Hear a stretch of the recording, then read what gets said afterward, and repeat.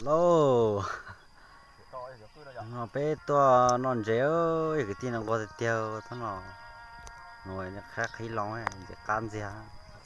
Chỉ mà số tài họ sẽ nó bỏ chơi ha có một chơi chưa? Tôi tao xem mà, chưa tao mới nhìn thấy chơi rồi. chụp thì xia chẳng á hai đứa họ cho Ồ, bộ mà chỗ đụng đá chỗ ăn chi thế chứ? Ngồi nó sai vé mà họ tài sao mày nó là, còn này mong linh trên dù tao xem, này cho nó này, sport để lịch cho nên sẽ cùng dù đó để gì, cái pan là dù linh đó. Cái pan nó to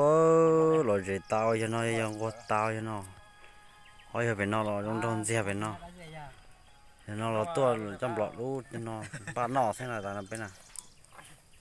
nó bé nó mỏ nè sẵn nó nè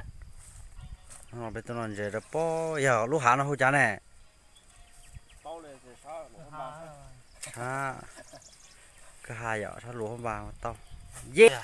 sao tao sẽ các hồ đoa chả tao sẽ nhân trình chú khá số gì nó cũng lúa con người hay chàng sao tao sẽ ngồi kia luôn tao sẽ trình chú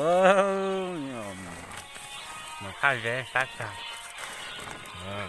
trình chú thì nó kìa tụi tôm thế sao là tụi bao giờ cũng ơi